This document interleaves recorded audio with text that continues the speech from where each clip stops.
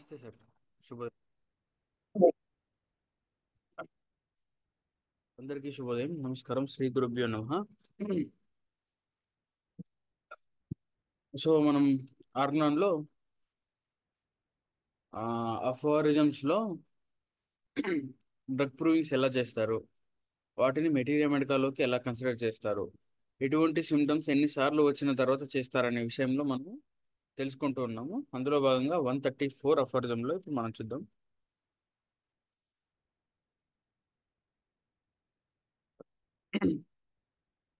All external influences, and more especially medicines, possess the property of producing in the health of a living organism a particular kind of alteration peculiar to themselves. అంటే ప్రతి ఒక్క external agent కూడా, whether it is homeopathy, allopathy, ayurvedic, anything కూడా శరీరం పైన కొద్దో గొప్ప alteration చూపించగలదు అని చెప్తున్నారు అనమాట.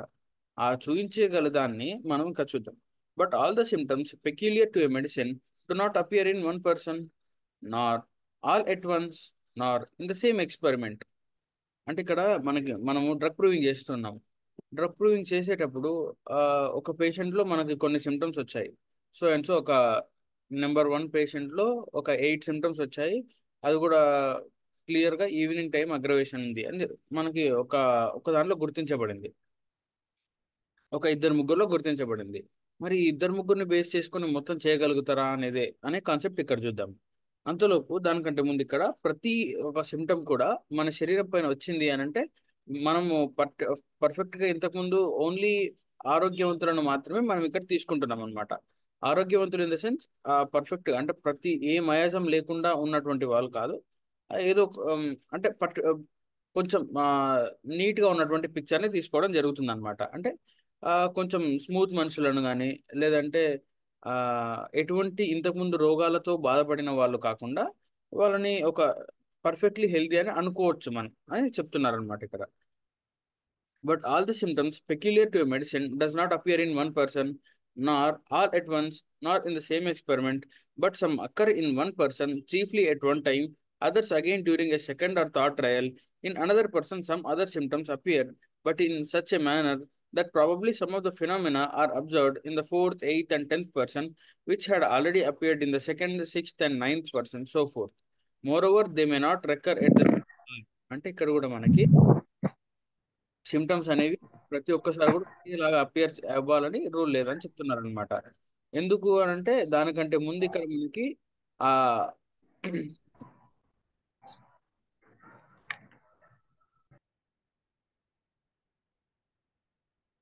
అంటే మనం ప్రూవింగ్ చేసేటప్పుడు ఆ, కొందరిలో ఒక్కో టైంలో ఒక్కో సిమ్టమ్స్ వస్తుంటాయి అన్నమాట.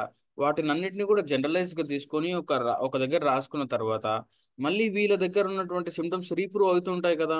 మరి ఇప్పుడు ఒకటే 4 to 8 అగ్రవేషన్, ఈవినింగ్ అగ్రవేషన్ అని ఒక ఇద్దరిలో వచ్చింది అనుకోండి. మరి దాన్ని కన్సిడర్ గా చేయొచ్చా అని అంటే దాన్ని మళ్ళీ ఇంకా రీప్రూవింగ్ చేసినప్పుడు మళ్ళీ ఇంకా కొందరు పేషెంట్లో, మళ్ళీ ఇంకా కొందరు రీప్రూవింగ్ చేసేటప్పుడు ఇంకా ఎక్కువ మంది పేషెంట్లు అబ్జర్వ్ చేయగలిగితే అప్పుడు మనం దాన్ని ఒక కన్సిడరబుల్ సిమ్టమ్ గా తీసుకోవచ్చు అని చెప్తున్నారు అనమాట. అంటే ఈ విధంగా మాత్రమే మనము ఒక సిమ్టమ్ ని రికార్డ్ చేయగలుగుతాం అని చెప్తున్నారు అనమాట. అంటే పర్ఫెక్ట్ గా హోమియోపతిలో చేయడానికి ఇదే ఆ మనం ఫాలో అయ్యే రూల్ అని చెప్తున్నారు అనమాట. అంటే అది మళ్ళీ సేమ్ హార్ లో ఉండాల్సిన అవసరం కూడా లేదు.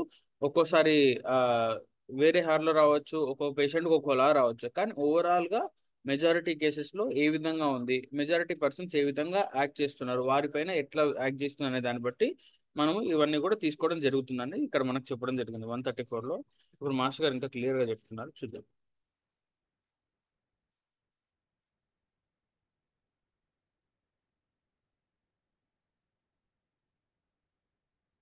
బాహ్య కారణములన్నీ ఆరోగ్యమునందు ఏదేదో మార్పు కలిగించుతూనే ఉండును. అంటే ఎక్స్టర్నల్ ఏజెన్సీ అన్ని కూడా మన పైన ఏదో ఒకటి కొంచెం ఆల్టరేషన్ అనేది చూపిస్తూ ఉంటాయని చెప్తున్నారు. ఆ కారణమునకు ఆ మార్పు నందు ఒక ప్రత్యేక తప్పక ఉండును. ఔషధం అంటే ప్రతి ఒక్క దానికి కూడా ఒక పెక్యులర్ టైం ఉంటుంది. అంటే ఇది తింటే స్వీట్ ఉంటుంది, ఇది తింటే హార్డ్ ఉంటుంది అని మనం ఏదైతే ఎట్లయితే డిసైడ్ చేస్తుంటామో ప్రతి ఒక్క ఎక్స్టర్నల్ ఇన్ఫ్లుయెన్స్ కి కూడా, ఏజెంట్ కి కూడా మన పైన కొన్ని చేంజెస్ చేసే ప్రాపర్టీ కంపల్సరీ ఉంటుందని చెప్తున్నారు అనమాట. ఆ మార్పు నందు ఒక ప్రత్యేకత తప్పక ఉండును. ఔషధము విషయమున ఇది మిక్కిలి స్పష్టముగా నుండును. ఈ మాట నిజమే కానీ ఒక ఔషధమునకు గల ప్రత్యేక ప్రభావములన్నీ ఒకే వ్యక్తి యందు కనిపింపవు. అంటే ఈ సిమ్టమ్స్ అన్నీ కూడా ఈ డ్రగ్ ప్రూవింగ్ చేస్తే మొత్తం అన్నీ కూడా రావాల్సిన రూల్ లేదు అని చెప్తున్నారనమాట. ఆ, లేదా ఒకే మారు కనిపింపవు. అంతేగాని అంతేగాక ఒకే మారు ప్రయోగమునందు కూడా కనిపించకపోవచ్చు. కొన్ని వేదనలు ఒక వ్యక్తిలో ఒక తడవ కనిపించును, రెండవ ప్రయోగంలో మరికొన్ని, మూడవ ప్రయోగంన ఇంకా కొన్ని వ్యక్తమగును. అంటే ఒక్కోసారి కొన్ని కొన్ని సిమ్టమ్స్ రైజ్ అవుతూ ఉంటాయి, ఇంకొక వ్యక్తి యందు మరికొన్ని వ్యక్తమగును. నాలుగవ, ఎనిమిదవ, పదవ వ్యక్తుల యందు మరికొన్ని వేదనలు మరికొన్ని ఒకే క్రమమున వ్యక్తము కావచ్చును. అట్లే ఆరవ, తొమ్మిదవ వ్యక్తుల యందు ఒకే క్రమమున వ్యక్తము కావచ్చును. అంటే అదే అంటే సిక్స్త్, సెవెంత్, ఎయిత్ వీళ్ళ ముగ్గురిట్లో మంచిగా క్లియర్ గా కనిపించవచ్చు. నైన్త్, టెన్త్ వాళ్ళకి ఇంకా కొంచెం డిఫరెంట్ గా కనిపించవచ్చు. అంటే అది వీళ్ళందరికీ కూడా ఇలాగే రావాలని రూల్ లేదు. ఒక్కొక్కరికి వాళ్ళ వాళ్ళ క్యారెక్టర్స్ ని బట్టి, వాళ్ళ వాళ్ళ డయాసిస్ కాన్స్టిట్యూషన్ ని బట్టి సిమ్టమ్స్ చేంజ్ అవుతూ ఉంటాయని చెప్పారనమాట. అయినప్పుడు కూడా అదే గంటలో వ్యక్తం కాకపోవచ్చును. అంటే అదే మళ్ళీ ఈవినింగ్ అగ్రవేషన్ అని అనుకుంటే అదే టైంలో రావాలని రూల్ లేదు, అది ఎప్పుడైనా రావచ్చు అన్నట్టుగా చెప్తున్నారు అనమాట. ఔష దానికి వివరణ చెప్తూ, ఔషధ లక్షణములు నిర్ణీతములే అయిన నిర్ణీతములే అయినను వ్యక్తుల తత్వంలో మార్పు ఉండును. అంటే అవి సేమ్ టైంలో రావచ్చు దానికని ఇక్కడ పేషెంట్ యొక్క కాన్స్టిట్యూషన్ అంటే ఈ డ్రగ్ ప్రూవర్ యొక్క కాన్స్టిట్యూషన్ వేరుగా ఉండొచ్చు అని చెప్తున్నారు అనమాట. వ్యక్తుల తత్వంలో మార్పు ఉండును, వానిని పట్టలేము కనుక అధిక సంఖ్య గల వ్యక్తుల పైన ఒకే ఔషధము అనేక పర్యాయములుగా ప్రయోగింపినప్పుడు తప్ప దాని సమగ్ర వేదనల వైఖరి తెలియుట కష్టము. అంటే అదే ఈ మనం పర్ఫెక్ట్ గా బయటికి సిమ్టమ్ తీసుకోవాలంటే దానికంటే ముందు చాలా పేషెంట్స్ లో ప్రూవ్ చేయాలి. ప్రూవ్ చేసిన వాటిని అది మళ్ళీ కన్సిడర్ చేసుకోవాలి. వాటిని ఎంత మందిలో మెజారిటీ కేసెస్ లో ఏవైతే వస్తున్నాయో వాటిని మాత్రం మనం తీసుకోవడానికి ఎక్కువ ఆస్కారం, ఎక్కువ మొగ్గు చూపొచ్చు అని ఇక్కడ మనకి 134లో చెప్పడం జరుగుతుంది. సో ఈ విధంగానే మనకి ఒక డ్రగ్ సిమ్టమ్ అనేది మనకి మెటీరియల్ మెడకాలోకి తీసుకోవడం జరుగుతుంది. అంతేగాని ఊరికనే ఏం తీసుకోరు అన్నట్టుగా కూడా ఇక్కడ మనకి రీప్రూవింగ్స్ అన్ని కూడా జరుగుతాయి, కన్ఫర్మేటరీ కూడా జరుగుతాయని ఇక్కడ మనకి చెప్పడం జరిగింది. ఇప్పుడు చంద్రమోహన్ ఒక చిన్న రీక్యాప్ చేసి నెక్స్ట్ సెషన్లో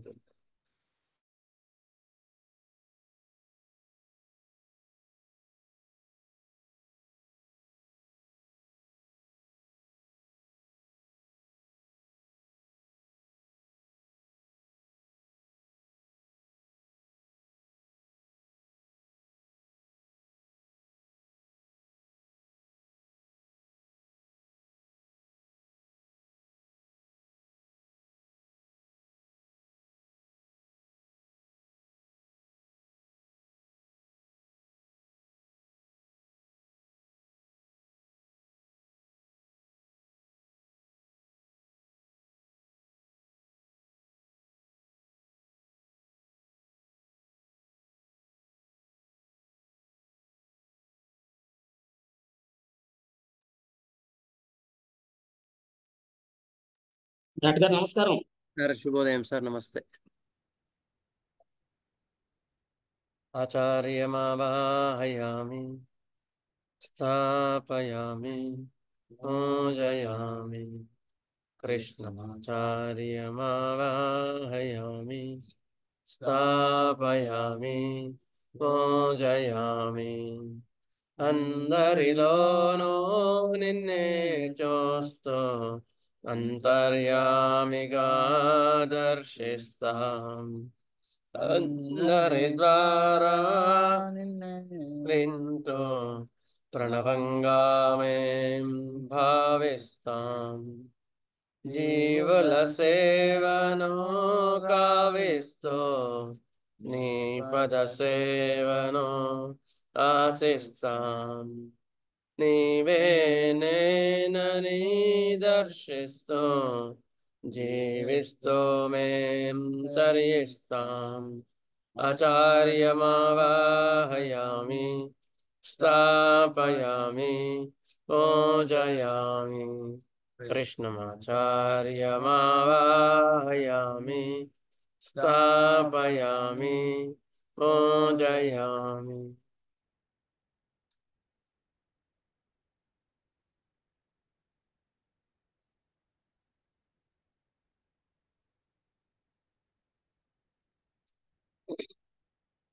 శుభోదయం.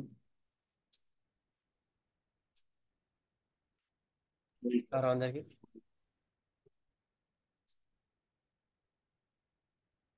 మన పెద్దలు పూర్వీకులు ఎంత కష్టపడ్డారో ఇవాళ ఆ ఫలితంలో అర్థమవుతుంది. ఒక్క నిమిషం ఇది.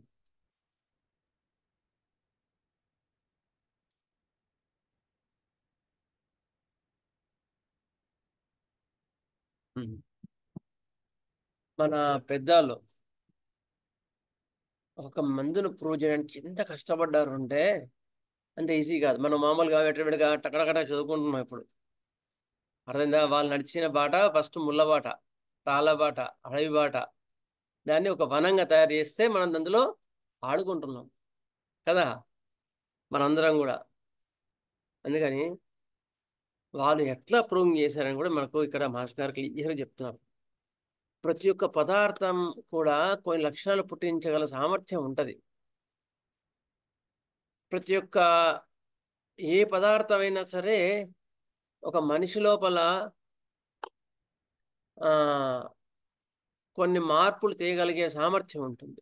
అప్పుడే అది ఔషధంగా పనికి వస్తుంది, లేకపోతే పనికిరాదు. ఇంతకుముందు మనం చెప్పుకున్నాం 2 రకాలు ఉంటాయి. ఒకటేమో ఆహార ద్రవ్యము, ఒకటి ఔషధ ద్రవ్యం. ఆహార ద్రవ్యాలంటే అన్నం, పప్పు, చారు, అంటే ఇవన్నీ కూడా బియ్యం కదా.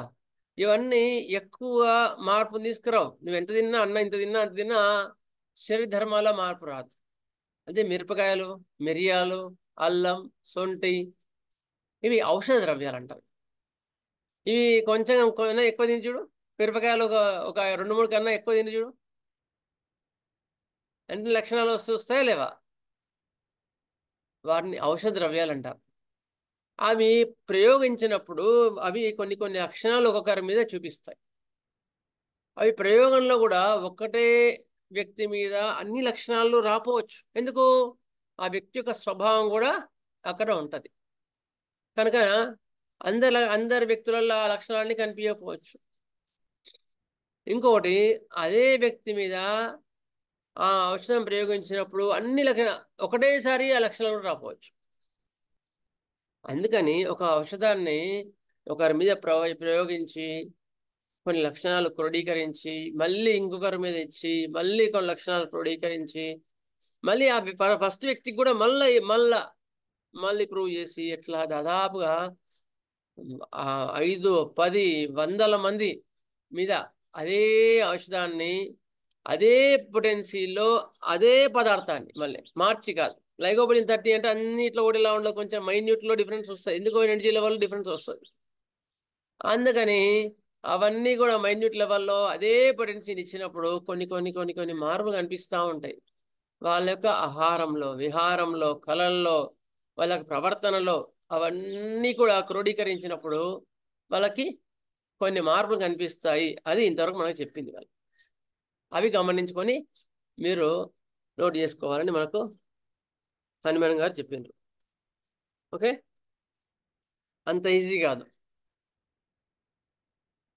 4వ, 8వ, 10వ వ్యక్తులందు మరలా కొన్ని ఒకే క్రమమున వ్యక్తం కావచ్చును.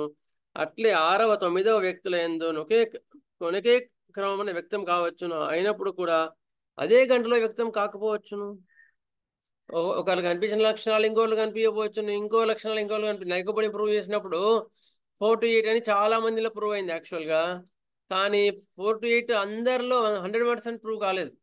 కొందరిలో 2 o'clock ప్రూవ్ అయింది, 2 o'clock అగ్రేషన్ వచ్చినాయి. అర్థందా? అటువంటి కూడా హెరింగ్ గైడింగ్ సిమ్టమ్స్ అంటారు. అందుకని మనకి ఈకేఆర్ చాలా క్లియర్ చెప్పినారు. ఒక్కోసారి సిమ్టమ్స్ మెటీరియల్ సరిపోతే నువ్వు రిపర్టర్లో చూసుకోరా అని చెప్పినారు. రిపర్టర్లో ఎందుకు చూసుకోవాలి అంటే కొన్ని మిస్ అయిన 10% పాయింట్స్ అందులో ఉంటాయి. సీనియర్స్ చెప్తున్నమాట, జూనియర్స్ కాదు. ఎందుకంటే మళ్ళీ జూనియర్స్ కన్ఫ్యూజ్ అవుతారు. సీనియర్స్ అందుకని ఈ మోషన్ మలబద్ధకం లేకపోతే ప్లమోమెట్ ఎందుకు ఇవ్వద్దు అని అంటారు కొంతమంది. అంటే ఎగ్జాంపుల్ చెప్తున్నాను. అంటే I'm not commenting, I'm analysing A situation.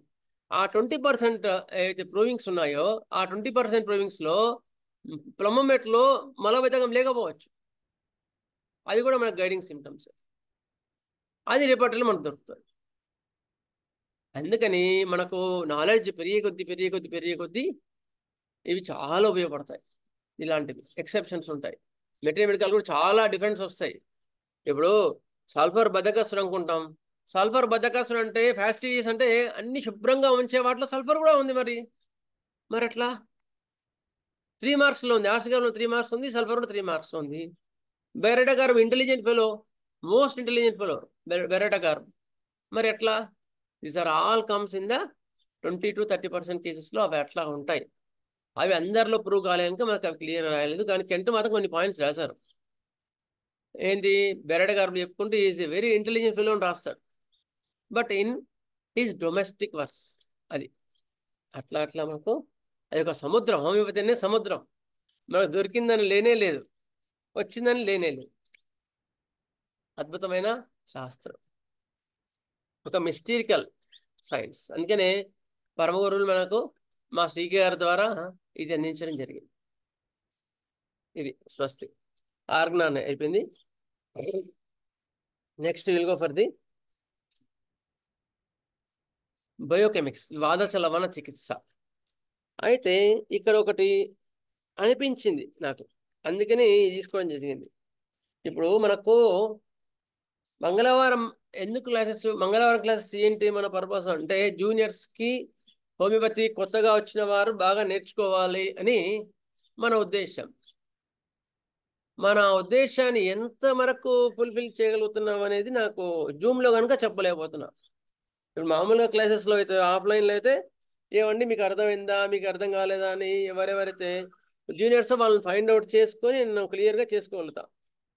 కానీ ఇక జూమ్లో when the seniors are very active, juniors are not coming up in especially మంగళవారం క్లాసెస్ కదా, ట్యూస్డే క్లాసెస్. అందుకని ఇప్పుడు కేస్ టేకింగ్ చెప్పుకున్నాం మనం. తర్వాత కేస్ టేకింగ్ మొత్తంలో లక్షణాన్ని తీసుకున్న తర్వాత 8-9 క్లాసెస్ చెప్పుకున్నాం కేస్ టేకింగ్. మీరు అపార్థం పోస్ట్ చేయి, రెండిట్లో పోస్ట్ చేయి. అయిన తర్వాత కేస్ టేకింగ్ తర్వాత ఏ పాయింట్స్ తీసుకుంటే మనకు మెడిసిన్ కరెక్ట్ వస్తుందని కూడా చెప్పుకున్నాం. Evaluation of symptoms. ఇట్లా మనం కొన్ని చెప్పుకుంటూ వచ్చాం. అయితే దీని తర్వాత ఏం చేయాలి? ఎవాల్యుయేషన్ ఆఫ్ సిమ్టమ్స్ తర్వాత మందు ఇవ్వాలంటే భయం అవుతుంది. అందుకని మీకు చెప్పాను కూడా, నేను కొత్తగా నేర్చుకునే వాళ్ళు ఖచ్చితంగా మీరు దగ్గరగా ఉండే మీ డిస్పెన్సరీస్లో రెగ్యులర్గా వెళ్ళి అబ్జర్వ్ చేసి నేర్చుకోండి. మీకు అవి ఉపయోగపడతాయి మనం చెప్తున్నాం కూడా చెప్పాను. ఓకే, అది కొంతవరకు. మరి వైద్యం చేయాలంటే ధైర్యం సరిపోవట్లేదే, ఎట్లా మరి?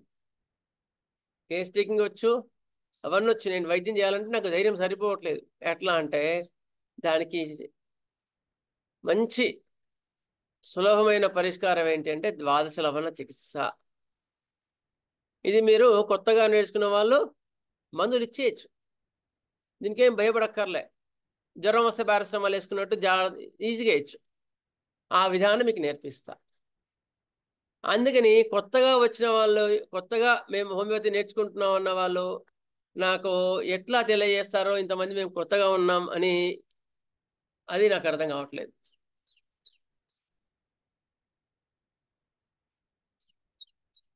ఒక పని మెసేజ్ పెట్టమంటారా సార్? అమ్మా, మెసేజ్ పెట్టమంటారా?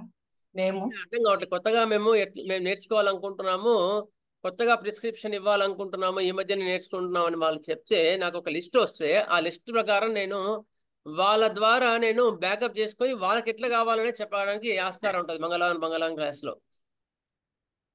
Okay sir. ఇప్పుడు సీనియర్స్ అనుకో, సీనియర్స్కి మంగళవారం క్లాసెస్లో దే కెన్, ఎందుకంటే ఆల్రెడీ వాళ్ళు అవన్నీ వచ్చిన వాళ్ళు కనుక వాళ్ళు ఈజీగా రాగలుగుతారు. జూనియర్స్కు కొత్తగా వచ్చిన వాళ్ళు మీకు ఏ టాపిక్స్ కావాలి, మీకు అర్థమయ్యే విధానంలో ఎట్లా ఉంది, మీకు పురోగతి ఎట్లా ఉంది, మీకు ఏం కావాలి అనేది నాకు అర్థం కావాలా. అందుకోసం వాట్సాప్ లో మెసేజ్ పెట్టమంటారా సార్? సార్ సార్ వాట్సాప్ లో మెసేజ్ పెట్టమంటారా? సార్ ఒక పని చేస్తారా జగదీష్ సార్? చెప్పండి సార్. సార్ మీరు ఒక చిన్న ఇన్ఛార్జ్ తీసుకోవాలి. అయితే వాట్సాప్లో మెసేజ్ పెట్టమని చెప్పండి ఒకటి. ఒకవేళ మెసేజ్ ఎంతమంది పెడతారో నాకు తెలియదు. మీకు వీలుంటే మీరు వాళ్ళకి ఫోన్ చేసి బయోడేటా తీసుకోగలుగుతారా? ఇది కష్టమా సార్? ఓకే ఓన్ గా మేమే పెడతాం సార్. ఇప్పుడు మేము నేర్చుకోవాలనుకుంటున్నాం కాబట్టి మాకు మేముగానే ముందుకొచ్చి మేము పెడతాం సార్. గుడ్. అయితే ఎవరెవరు ఏం చేస్తు పేరు, క్వాలిఫికేషను, ఏం చేస్తున్నాం, అయిన తర్వాత ఏ డిస్పెన్సరీకి అనుబంధంగా ఉందా లేదా, మీకు ఎంతవరకు సబ్జెక్ట్ ఉంది, ఇది కూడా పెట్టుకోగలిగితే నేను ఒక్కొక్క క్లాస్లో ఒక 5 మందిని, ఒక్కొక్క క్లాస్లో ఒక 5 మందిని అట్లా అట్లా అట్లా అట్లా ఇంట్రడ్యూస్ చేసుకుంటా. అప్పుడు నేను వాళ్ళకి కావాల్సిన సబ్జెక్టు వాళ్ళ లెవెల్లో ఇవ్వగలుగుతా. ఏం సార్ లిస్ట్ అవుట్ ఇచ్చారనుకో, నాకు జూనియర్స్ కొత్తగా వచ్చిన వాళ్ళు, ప్రాక్టీస్కి వచ్చిన వాళ్ళు ఒక 5 మందిని నేను ప్రతి వారం నేను తీసుకుంటా. ఓకేనా? అట్లా ఓకే మాస్టర్. ఓకే ఓకే అమ్మా, అట్లా ట్రై చేస్తాం sir. Introduce excuse me sir, sir చెప్పండి excuse me sir, one suggestion. Sir so చెప్పండి. మన గ్రూప్ లోనే సో కాల్డ్ ఫార్మెట్, మనం డిజైన్ చేసిన ఫార్మెట్ కనుక మన గ్రూప్ లో పెడితే, సో దాన్ని బట్టి అవసరాన్ని బట్టి ఒక్కొక్కరికి ఫోన్ లో ఎవరైనా కాంటాక్ట్ చేసి ఆ బయోడేటాను ఫర్నిష్ చేయమని కొద్దిగా ఇన్సిస్ట్ చేయవచ్చేమో అని అనిపిస్తుంది సార్. సరే సరే, గ్రూప్ లోనే పెట్టమంటున్నాను. అవేర్నెస్ గ్రూప్ లో అందరు ఉన్నారా? ఉంటారు సార్ అందులో. ఇప్పుడు అంతా జూనియర్స్ అంతా ఇందులో ఉంటారు. బట్ రెండింటిలో కూడా పెట్టవచ్చు.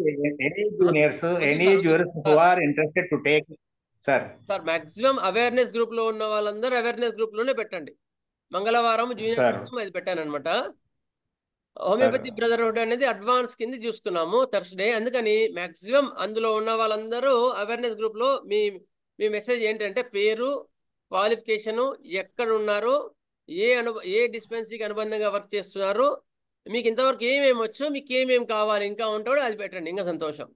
అప్పుడు ఏం చేస్తా అంటే ఎవ్రీ మంగళవారం ఒక్కొక్క 5 మందిని నేను వాళ్ళకి ఏం కావాలో నేను పరిచయం చేసుకుని వాళ్ళతో మాట్లాడతా. ఓకేనా? Okay sir, thank you very much. ఇది క్లియర్ అనుకుంటా. Thank you sir. Welcome. Thank you. అయిన తర్వాత ఇట్లా తీసుకుందాం. సో ఈ బయోకెమిక్స్ ఎందుకు తీసుకోవాలని అనిపించింది అంటే, వాళ్ళందరికీ ధైర్యంగా మంది ఇవ్వాలి అంటే ధైర్యం సరిపోవట్లేదు కొంతమందికి, కొత్త వాళ్ళకి. సార్ నాకు భయం అవుతుంది సార్ అన్న వాళ్ళు చాలా మంది ఉన్నారు. ఇవి సేఫ్గా ఇచ్చేయచ్చు. ఇప్పుడు జ్వరం వస్తే అక్కడ పారాసిటమాల్ వేస్తారు అల్లోపతి వాళ్ళు. అట్లా ఇచ్చే విధానం మీకు బయోకెమిస్ట్రీలో ఉంది. హోమియోపతిలో మెడిసిన్స్లో మాత్రం లక్షణాలు మాత్రమే వెళ్ళాల్సి వస్తుంది. ముందు మీరు ఒక 2-3 స్టెప్స్ అయితే హోమియోపతికి ఎక్కాలంటే ముందు ద్వాదశలవణ చికిత్సతో స్టార్ట్ చేయండి. మందులో ఇది ఈజీగా ఇవ్వచ్చు. అది విధానంలో మీకు ఖచ్చితంగా నేర్పుతాను. నిదానంగా అయినా సరే నేర్పుతాను. మీకు ఏది అర్థం కాకపోయినా నేను మళ్ళీ అడగండి. మీకు కావాలంటే ఒక క్లాస్ ఎక్కువైనా తీసుకొని ద్వాదశలవణ చికిత్స నేర్పిస్తా. ఎందుకంటే దీనివల్ల మీరు మీ ఇంట్లో వాళ్ళకి ఈజీగా ఓన్గా మందులు వేసేసుకోవచ్చు. దగ్గర వాళ్ళు కూడా మందు ఇచ్చేయచ్చు. ఎవరైనా తలనొప్పి పని ఇచ్చారనుకో, ఏ మందు ఇవ్వాలి టకాన్ని ఇచ్చేయచ్చు. మీరు అన్ని లక్షణాన్ని చూసుకోవాల్సిన అవసరం, కొన్ని 1-2 చూసుకుంటే చాలు, లేకపోతే అది కూడా అక్కర్లేదు. అటువంటి వైద్య విధానం ద్వాదశలవణ చికిత్స మీకు మాస్టర్ సుచులర్స్ గారు ఇచ్చింది, మీకు చెప్తాను. Okay, is it clear now for all? Okay. So ద్వాదశలవణ చికిత్స అంటే ఏంటి యాక్చువల్గా? మీకు జూనియర్స్కి అర్థమయ్యేటట్టుగా చెప్తాను, సీనియర్స్కి కొన్ని కూడా ఇంపార్టెంట్ పాయింట్స్ నేను యాడ్ చేస్తాను. ఓకే, వాళ్ళకు కూడా బోర్ ఉంటుంది కదా.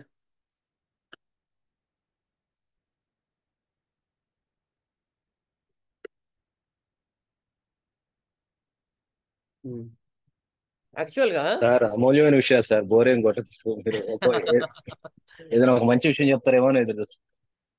Thank you. మీరు చెప్పేటప్పుడు ఎన్నిసార్లు చెప్పినా ఇంకోటి ఏదో నేర్చుకోవాల్సి ఉందని అనిపిస్తుంది సార్.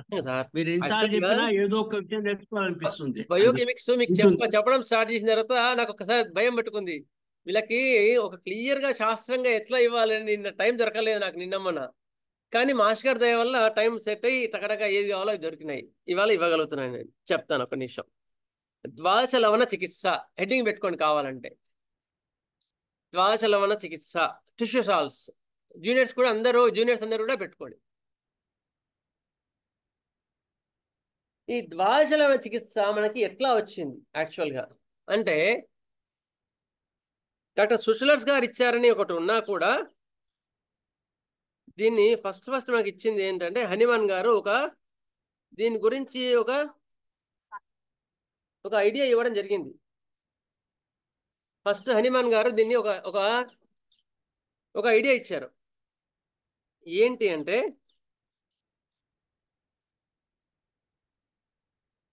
పన్నెండు రసాయన లవణంలే శరీరంలో జనించు వ్యాధుల నివారణకు ఉత్తమ నివారణ కారకములని Samuel Hanuman మహాశయుడు ప్రథమన కనుగొనెను.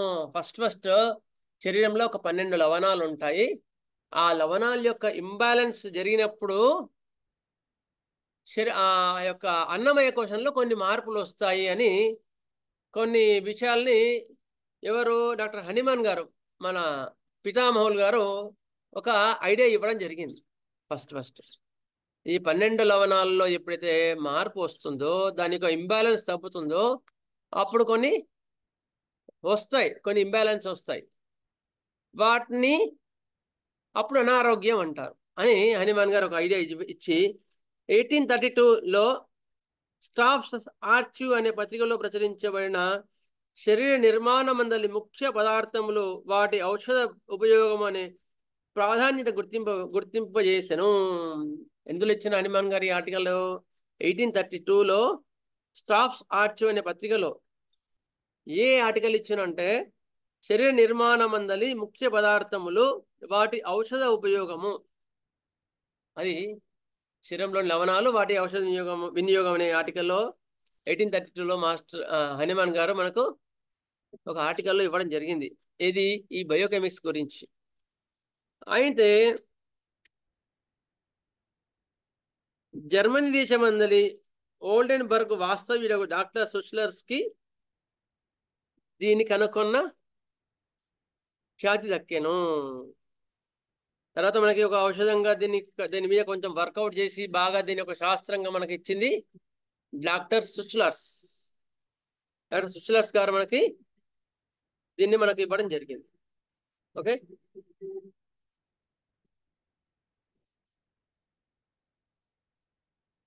Doctor Wilhelm Heinrich సుష్లర్ ఈయన ఎవరంటే ఈయన 21 ఆగస్టు 1821లో జన్మించి 30 మార్చ్ 1898లో వీళ్ళు దేహత్యాగాన్ని చేశారు. వీరు జర్మనీ దేశస్థులు. వీరు 15 సంవత్సరాల పాటు హోమియోపతి డాక్టర్గా వైద్య వృత్తి చేశారు ప్రథమంగా. తర్వాత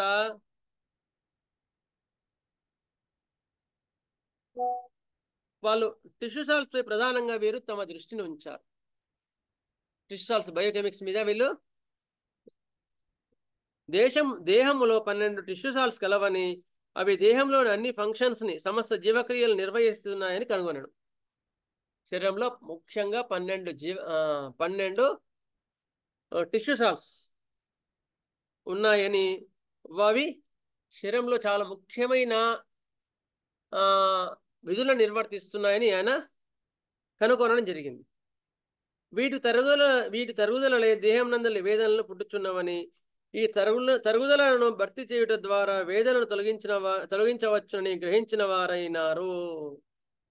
ఏవైతే బయోకెమిక్స్ ఏవైతే ఈ శరీరంలో లవణాలు ఏవి తగ్గడం వల్ల అనారోగ్యం వచ్చిందో మళ్ళీ వాటిని భర్తీ చేయడం ద్వారా వాటిని నివారించవచ్చు కొంతవరకు అని కనుక్కోవడం జరిగింది. ఎవరు? డాక్టర్ సుష్లర్స్. మరి అలోపతి విధానం కూడా అంతే కదా, మరి దీని డిఫరెన్స్ ఏంటి అని అడగవచ్చు. అలోపతిలో కాల్షియం తగ్గితే కాల్షియం ఇస్తారు కదా, కానీ ఇందులో కాల్షియం పొటెంటైజ్డ్గా ఉంటుంది. అది డిఫరెన్స్ అంతే, పొటెంటైజ్డ్గా ఉంటుంది. ఇది ఇప్పుడు CP6X అనుకో, దశాంశ పద్ధతిలో అది పొటెంటైజ్ చేసిన ఒక నాట్ క్రూడ్ ఫామ్లో ఇస్తే కొన్ని సైడ్ ఎఫెక్ట్స్ వస్తాయి. ఈ పొటెంటైజ్డ్ విధానంలో ఇస్తే సైడ్ ఎఫెక్ట్స్ ఉండవు. ఎందుకు? శరీరము యొక్క పదార్థము ఏవైతే ఉన్నాయో కాల్షియం, ఇప్పుడు CF6X అనుకోండి, అది క్రూడ్ ఫామ్లో ఇస్తున్నప్పుడు దాని యొక్క సైడ్ ఎఫెక్ట్స్ కొన్ని ఉంటాయి. కానీ CF6X గానో 3X గానో 12X గానో ఇచ్చినప్పుడు దాని యొక్క దుష్పరిణామాలన్నీ తగ్గిపోయి మైక్రోఫేజ్లో మెడిసిన్ చాలా అద్భుతంగా పనిచేస్తుంది. దాని యొక్క కైనెటిక్ ఎనర్జీగా మారిపోవడం వల్ల చాలా లోపలికి వెళ్ళిపోతుంది. అందుకని దీన్ని గమనించడం జరిగింది. ప్రారంభమనే అద్భుత విజయములు పొందెను. ఏవేవో ప్రయోగించి విధానమైన హోమియోపతి కన్నా దేహంలోనే ప్రకృతి సహజంగా ఉన్న టిష్యూసాల తరుగుదలను భర్తీ చేయట సులభమని కనుక్కోండి. ఇది సులభం కదా, ఒకవేళ నాకు మందు ఇవ్వడానికి లక్షణాలన్నీ చూసుకోవడానికి నాకు దొరకట్లేదు అంటే ఏం చేయాలన్నాడు? ద్వాసలవణ చికిత్స చేసుకో అని చెప్పినారు అని ఇక్కడ డాక్టర్ సుచిలర్స్ గారు. డాక్టర్ సుచిలర్స్ ద్వాసలవణ చికిత్సా విధానం ప్రపంచవ్యాప్తిగా ప్రసిద్ధి పొందాను. దాని ద్వారా ఆయన ప్రపంచవ్యాప్తంగా దీన్ని ఒక వైద్య విధానంగా ఇవ్వడం జరిగింది. ఓకే,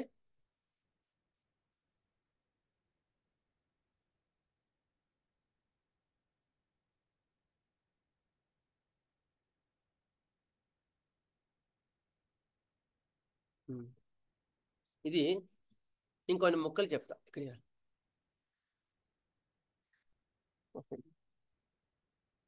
ద్వాసలవనములలో లవణములతో చికిత్స చేయబద్దని డాక్టర్ సుచిలర్స్ అన్న అతడు కనిపెట్టను అని మహానుభావుడు కనిపెట్టాడు. ఈ వైద్య సిద్ధాంతం ప్రకారం మానవుని దేహం నందరి జీవకణములలో ఒక ప్రత్యేక నిష్పత్తిలో కింద పేర్కొనబడిన 12 లవణములు ఉండును. మానవుని జీవకణములందు పైన పేర్కొన్న ఈ లవణముల నిష్పత్తి చెదిరినప్పుడు అనారోగ్యం సంభవించును. ఈ యొక్క లవణాల యొక్క నిష్పత్తి మార్పు ఎక్కువనప్పుడు అనారోగ్యం కలుగుతుంది. ఆ లవణములను తిరిగి పూరించిన ఆరోగ్యం చేకూరును. ఇది కొంతవరకు కరెక్టు, కానీ కొంతవరకు ఆయన అన్నిట్లో కాదు కానీ కొన్నిట్లో మంచి ఫలితాలని పొందిండ్రు సుచిలర్స్ గారు. దేహ బాధలో తీవ్రంగా ఉన్నప్పుడు పైన పేర్కొనబడిన ద్వాసలవణములలో రోగికి అవసరమైన లవణములను ఔషధంగా ఇచ్చిన దేహ బాధల తీవ్రత తొలగును. అప్పుడున్న లక్షణాలను బట్టి ద్వాసలవణాలు ఇస్తే అది చాలా చక్కగా పనిచేస్తుంది అని హనుమాన్ గారు చెప్పడం జరిగింది. సుచిలర్స్ గారు చెప్పడం జరిగింది. దీర్ఘకాలము లోతుగా పనిచేయు విధ్వంసకరమైన విభాగములను హోమియోపతి ఔషధం రోగికి ఔషధంగా ఇచ్చినప్పుడు మాత్రము ఈ ద్వాసలవనంలో సామాన్యంగా మీకు చెప్తా. ఇవన్నీ కొంచెం క్లియర్ చెప్తాను నేను. ఓకే, అర్థమైందా? ఏ లవణాలు అయితే తగ్గినాయో ఆ లవణాలను పూరించినప్పుడు మనం ద్వాసలవణ చికిత్స, అది ఒక మంచి పద్ధతి అన్నమాట. అయితే ఇది జనరల్గా ఏది అవసరం ఉంటే అది ఇవ్వచ్చు. జ్వరం వస్తే ఏది ఇవ్వాలి, తలనొప్పి వస్తే MP66 ఇవ్వాలి, జ్వరం వస్తే EP66 ఇవ్వాలి. ఇట్లా కొన్ని సింపుల్గా చిన్న చిన్న చిట్కా లాగా ఉంటాయి. అవి మనం ఈ 12 ఎట్లా ఇవ్వాలో మీకు చెప్తా. అయితే ఇది మనకి ఎవరు ఇంట్రడ్యూస్ చేశారు మంచి వెర్విగా అంటే మాస్టర్ ఈకే గారు. ఇది ఒక మంచి చక్కని అనుబంధంగా మనకిచ్చి దాన్ని ఎట్లా వాడాలని మనకు ఆయన ప్రూవ్ చేసి మనకు చూపించినారనమాట. మాస్టర్ ఈకే గారికి నమస్కారం. మానవ శరీరంలో మా శ్రీకే గారు ఒక చక్కని పని చేశారు. ఈ ద్వాసలవణ చికిత్సను హోమియో వైద్య విధానాన్ని అనుబంధంగా సహకారిగా స్వీకరించారు. ఆయన ఏం చేశారు? హోమియోపతికి ఒక మంచి అనుబంధంగా ద్వాసలవణ చికిత్స బాగా ఉంటుందని ఆయన దాన్ని ఎట్లా వాడాలో మనకు ఇవ్వడం జరిగిందనమాట. నానావిధ వ్యాధి బాధలతో శిథిలమైపోతున్న రోగార్తులకు ఏవేవో అనవసరమైన టానిక్లు వాడే బదులు ఈ ద్వాసలవణ నిజమైన టానిక్లుగా వాడవచ్చునన్నారు. ఏవో తిక్క బదులు కాల్షియం ఓకే సప్లిమెంట్ ఇచ్చే బదులు అదే కాల్షియం CF కానీ CP కానీ అట్లా ఇవ్వడం వల్ల ఇంకా మంచి జరుగుతుంది, దుష్పరిణామాలు తగ్గుతాయి కదా. అట్లా క్రూడ్ ఫామ్లో ఇవ్వడం కన్నా, అర్థమైందా, ఇవి ఇవ్వడం ఇంకా చాలా చాలా మంచిది అని ఈకే గారు చాలాసార్లు చెప్పడం జరిగింది. ఈ ద్వాసలవణ టానికులుగా పనికి వస్తాయి.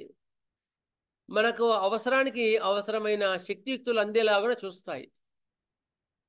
మనకు ఒకసారి ఎమర్జెన్సీస్లో మెయిన్ డ్రగ్ ఇచ్చినప్పుడు కూడా ఇది కొన్నిట్లో అవసరం ఇవ్వాల్సి వస్తుంది, కొన్నిట్లో ఇవ్వాల్సిన అవసరం ఉండదు. అది కూడా మీకు చెప్తా ఇప్పుడు. ఎటువంటి కండిషన్స్లో ఇవ్వాలి, ఎటువంటి కండిషన్స్లో ఇవ్వరాదు. ఇది మొదటి ప్రయోజనం. ప్రథమ చికిత్సగా పనికి రావడం అనేది మొదటి ప్రయోజనం. ఫస్ట్ ద్వాసలవణ చికిత్స రాసుకోండి. ఒక జూనియర్స్ ఉన్నాలో కొన్ని పాయింట్స్ రాసుకోండి.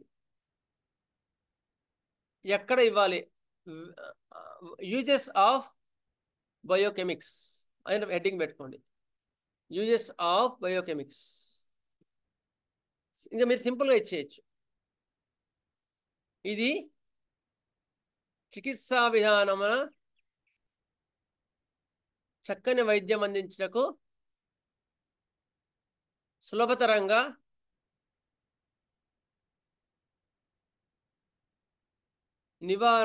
నివారించు చక్కని ఔషధ ప్రక్రియ, వైద్య ప్రక్రియ, చక్కని వైద్య ప్రక్రియ. ఇది ఫస్ట్ యూస్. ఇది మంచిగా ఏదైనా ఇదే లవణాలు ఇచ్చి మందులు తగ్గించవచ్చు.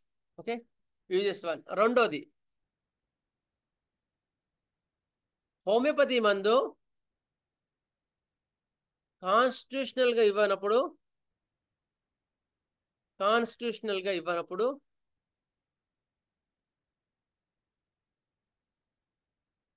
లేదా తాత్కాలిక లక్షణముల మీద మాత్రమే ఔషధాన్ని నిర్ణయించినప్పుడు రోగిలో ఎక్కువ ఇబ్బంది పెడుతున్న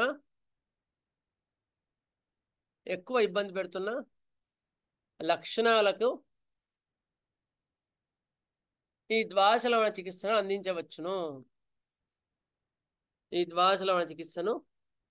అందించవచ్చును. అంటే ఎగ్జాంపుల్ ఎట్లా, ఇప్పుడు వాడికి దెబ్బ తగిలింది, బాగా హైపేరికన్ టోనర్ ఇచ్చాం, అయిన తర్వాత బాగా నొప్పిగా ఉంది సార్ అంటాడు. అంటే దెబ్బ తగిలిన తర్వాత ఆరిగా ఇచ్చాం, కానీ ఆరిగా ఇచ్చినా కూడా తలనొప్పి వచ్చింది. లేకపోతే నిన్న ఎండకెళ్ళి వచ్చినాడు, అప్పుడు ఊరికి నాట్రమోటోనేట్ అట్లా ఇవ్వలేం కదా. హైపేరికం దెబ్బకు హైపేరికం ఇచ్చాం, అది పనిచేస్తుంది, 3-4 అవర్స్లో పనిచేస్తుంది. ఊరికి మందులు మార్చలేము. అప్పుడు ఏం చేయాలా, మనం ఏం చేయాలి అంటే అప్పుడు ఈ యొక్క ద్వాస లవణాలను ఇవ్వాలి. ద్వాస లవణాలను ఇచ్చినప్పుడు ఏంటి, అవి పరిపూర్ణంగా పనిచేసి అప్పుడున్న ఇబ్బందులను తగ్గిస్తాయి, అప్పుడు ఇబ్బందులు వాటిని సరి చేస్తాయి. అప్పుడు తలనొప్పి అప్పుడే దెబ్బ తగిలింది, హైపేరికం ఇచ్చాం, హైపేరికం టోనర్ ఇచ్చిన తర్వాత సార్ విపరీతంగా వాడు చెప్తే వినలేదు, నిన్న ఎండకెళ్ళి వచ్చాడు, బాగా తలనొప్పి అంటున్నాడు సార్ అంటే అప్పుడు NM-6X ఇవ్వచ్చు, MP-6X ఇవ్వచ్చు, 2 కలిపి. అది మీకు నేర్పుతా.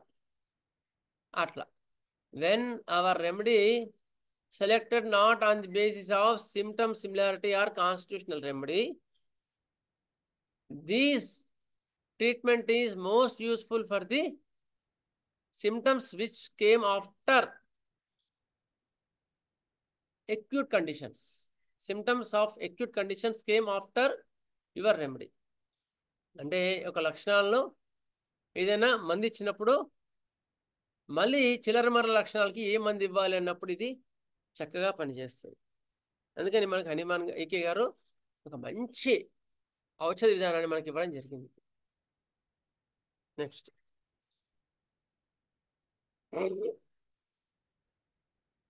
అయితే ఈ మందుని ఎట్లా తయారు చేస్తారు, ఇది ముందు మీకు చెప్తా, తర్వాత ఒక్కొక్క మెడిసిన్స్ చెప్పుకుంటూ వస్తా. మరి దశాంశ పద్ధతిలో తయారు చేస్తారు. మనకు స్కేల్స్ అనేవి 3 రకాలు ఉంటాయి. ఒకటేమో డెసిమల్ స్కేల్, రాసుకోండి. Medicines homeopathy medicines prepared in 3 scales. Decimal scale, దశాంశ పద్ధతి ఒకటి. ఈ దశాంశ పద్ధతి ద్వారా ద్వాదశ లవణములను బ్రాకెట్ల బయోకెమిక్స్ ని తయారు చేయుదురు.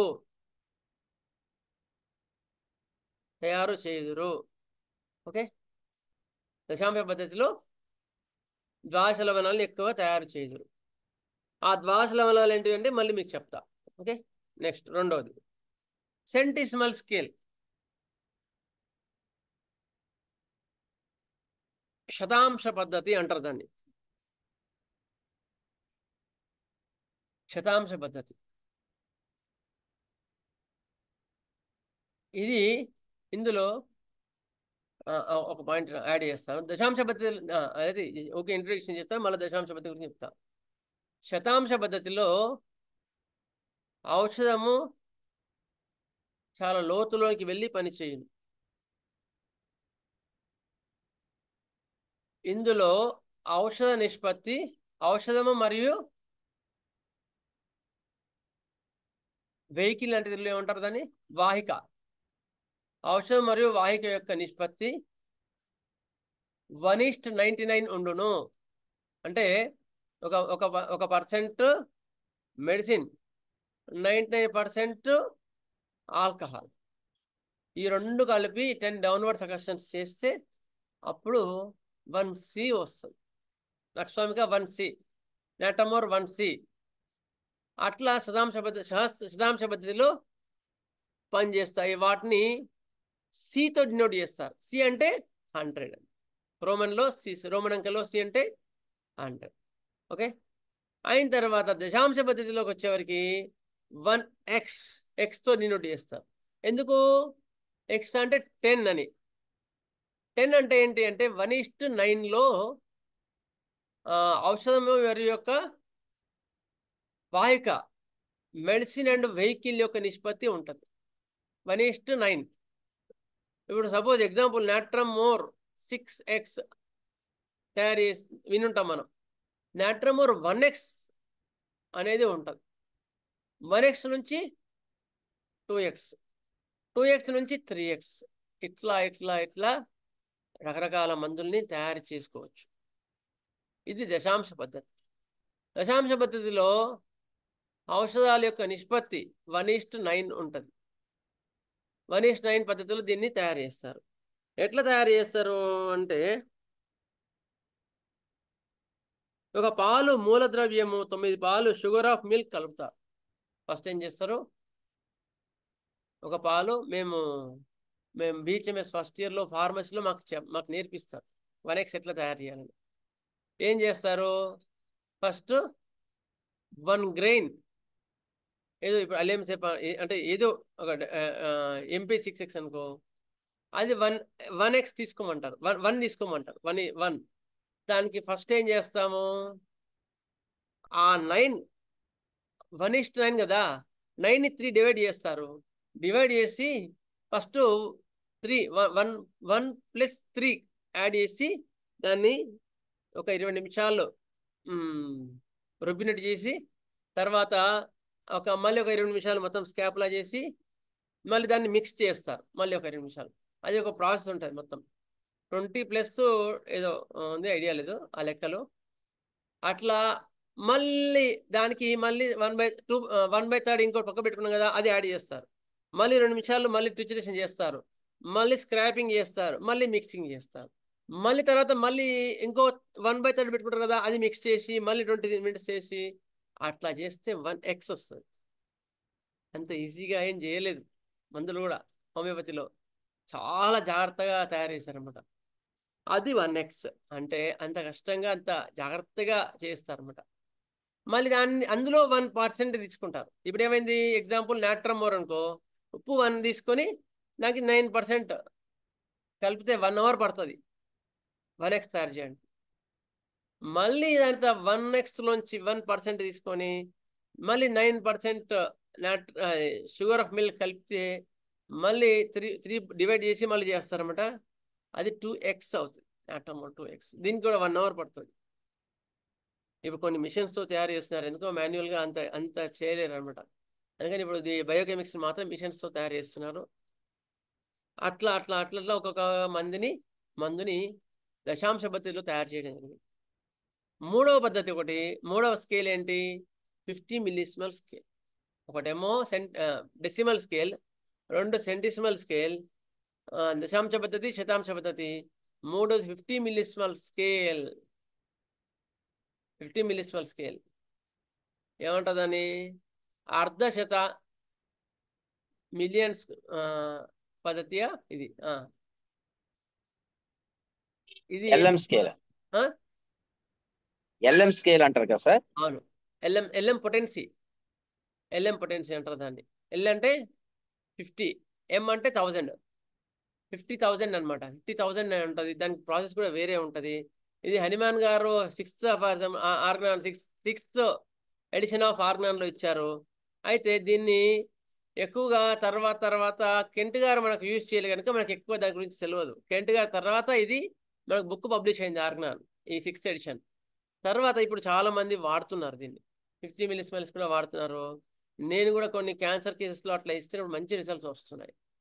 50 మిల్లీస్మెల్ స్కేల్ ముందు సెంటిస్మెల్ స్కేల్లో దాన్ని కన్ఫర్మ్ చేసుకొని తర్వాత దాన్ని 50 మిల్లీస్మెల్ స్కేల్. అయితే ఇందులో దీని మళ్ళీ పద్ధతి వేరు. ఇది క్యాన్సర్ కేసెస్లో అటువంటి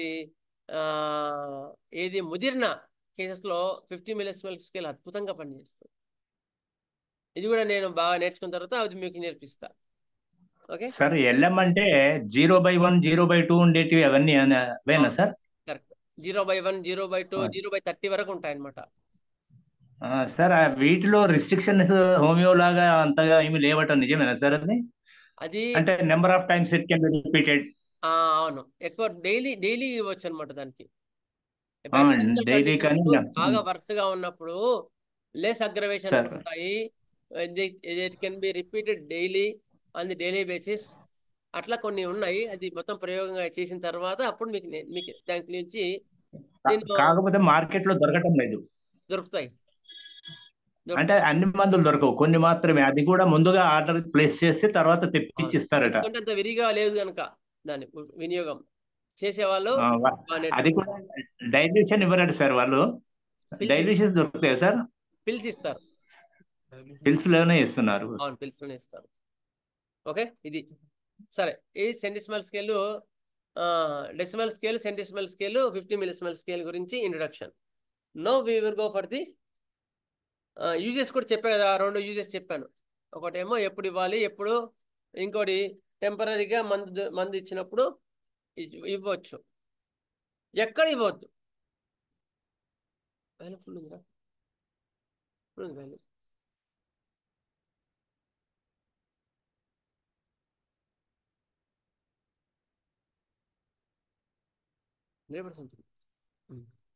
సరే, అయిన తర్వాత ఎక్కడ ఇవ్వద్దు డెసిమల్స్కి, ఈ యొక్క ద్వాదశలవణాలు కూడా, అదిగో మీకు చెప్తా.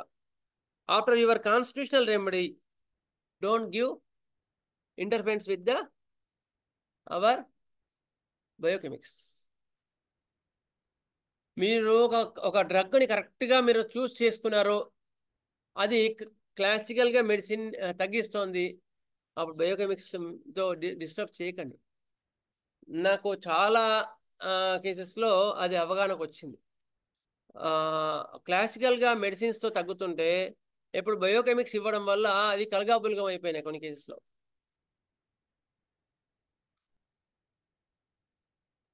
అందుకని కాన్స్టిట్యూషనల్ డ్రగ్ కరెక్ట్గా పనిచేస్తున్నప్పుడు బయోకెమిక్స్ ఏవి ఇవ్వకూడదు. If you are confidence about biochemics, constitutional drug, and it was proved that it is working in a classical way and it is following Herring law of cure, then don't interfere, but just leave it. అట్లా వదిలేయచ్చు. అటువంటి కేసెస్లో మీరు బయోకెమిక్స్ ఇవ్వాల్సిన అవసరం పడదు 90%. కొన్నిట్లో మాత్రం ఎక్యూట్గా జ్వరం వస్తే, ఇప్పుడు మళ్ళీ ఏదైనా కారణాల వల్ల ఎక్యూట్గా అంటే అప్పుడు అవసరం బట్టి ప్లాసిబో ఇచ్చినా తగ్గపోతే అప్పుడు ఇవి ఇచ్చుకోవచ్చు. ఇది ఒకటి, వేర్ నాట్ టు గివ్. రెండోది, after your constitutional remedy, if skin symptoms, abscess or eczema comes, don't prescribe any salts for those conditions. ఇది కూడా గుర్తుంచుకోవాలి. ఇప్పుడు కాన్స్టిట్యూషనల్గా ఒక డ్రగ్ ఇచ్చాం, డ్రగ్ ఇచ్చిన తర్వాత ఏమైంది, మొత్తం బాగా లోపల నుంచి కంప్లీట్ క్లియర్ అయిపోయిన తర్వాత బయట స్కిన్ ర్యాషెస్ వచ్చాయి, లేకపోతే చిన్న కురుపు లాగా వచ్చినాయి. అప్పుడు మనం ఏం మందు ఇవ్వద్దు కదా, అయ్యో ఇబ్బంది ఎక్కువగా ఉంది కదా, ఇచ్చింగ్ ఎక్కువ ఉంది కదా అని మనం బయోకెమిక్స్ పెట్టద్దు. ఎందుకు? ఇది సప్రెస్ చేస్తుంది, మళ్ళీ దాన్ని సప్రెస్ చేస్తుంది. అటువంటి కండిషన్స్లో బయోకెమిక్స్ ఇవ్వకూడదు, ఖచ్చితంగా ఇవ్వకూడదు. After your remedy was proved it is working and some skin symptoms came out, don't suppress it by giving biochemics. అటువంటి కండిషన్స్ లో కూడా బయోకెమిక్స్ ఇవ్వకూడదు. నెక్స్ట్ మూడోది, don't give same remedy when the same remedy given is as the constitutional remedy. అదే constitutional గా ఇచ్చిన మందుని ద్వాసనవలనంగా ఇవ్వకూడదు. ఎందుకు? యాంటీడోట్ అయిపోద్ది. ఇప్పుడు వాడికి నాట్రమోర్తో చికిత్స జరుగుతోంది, నాట్రమోర్ 200 ఇచ్చి అద్భుతంగా పనిచేసింది, బాగా పనిచేస్తుంది. అప్పుడు సార్ నిన్న వడదెబ్బ కొట్టింది సార్, బాగా ఎండకి వెళ్ళాను, బాగా వడదెబ్బగా ఉంది సార్ అంటే ఏం చేయాలా? నాట్రమోర్ 6 ఇవ్వచ్చా ఇవ్వకూడదా? ఇవ్వచ్చా? ఇవ్వకూడదండి. ఎందుకు? యాంటీడోట్ అయిపోద్ది. అటువంటి ఎక్సెప్షన్ ఖచ్చితంగా చూసుకోవాలి. కాన్స్టిట్యూషనల్ రెమెడీతో ఇంప్రూవ్మెంట్ వస్తున్నప్పుడు లేదా అది ప్రిస్క్రైబ్ చేసినప్పుడు అదే మందును డెసిమల్ స్కేల్లో అంటే ద్వాదశ లవణాల్లో ఇవ్వకూడదు. ఇస్తే యాంటీడోట్ అయిపోద్ది, లేదా సప్రెస్ అయిపోద్ది. ఇప్పుడు నాట్రమోర్ ఇచ్చినప్పుడు 200 ఇచ్చినప్పుడు నాట్రమోర్ 6 ఇవ్వకూడదు. ఫాస్ఫరస్ 200 ఇచ్చినప్పుడు 30 ఇచ్చినప్పుడు ఎంపీ కానీ ఎఫ్పీ కానీ కీపీ కానీ ఇవ్వకండి, అందులో ఫాస్ఫరస్ ఉంటుంది. అందుకని అటువంటి ఇచ్చినప్పుడు జాగ్రత్తగా ఒళ్ళు దగ్గర పెట్టుకుని ఇవ్వాలి. చైనా ఇచ్చిన అనుకో, చైనా 3x ఇవ్వకూడదు అట్లా. Next, don't give inimical tissue salts after the constitutional remedy which is inimical. రెండు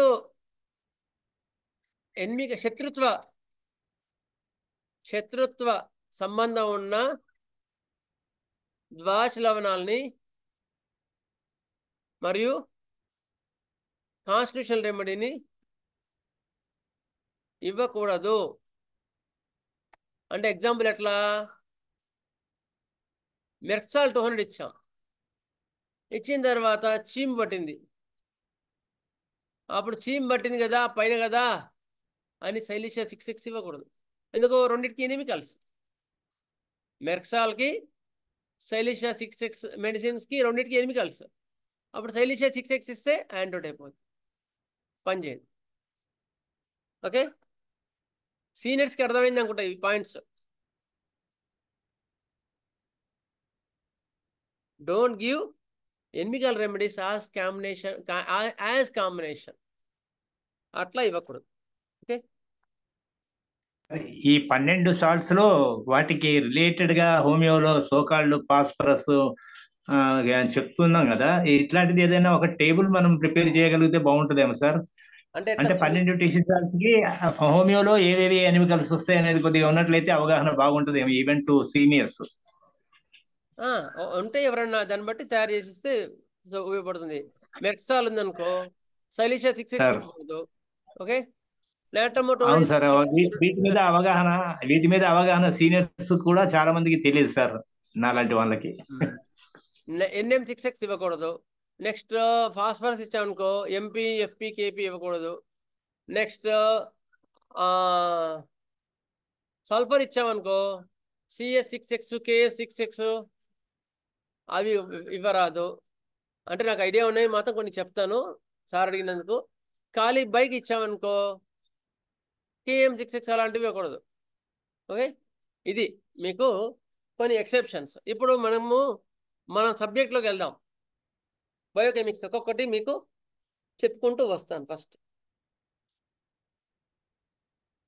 సీనియర్స్ కాదు జూనియర్సే చెప్పాలా.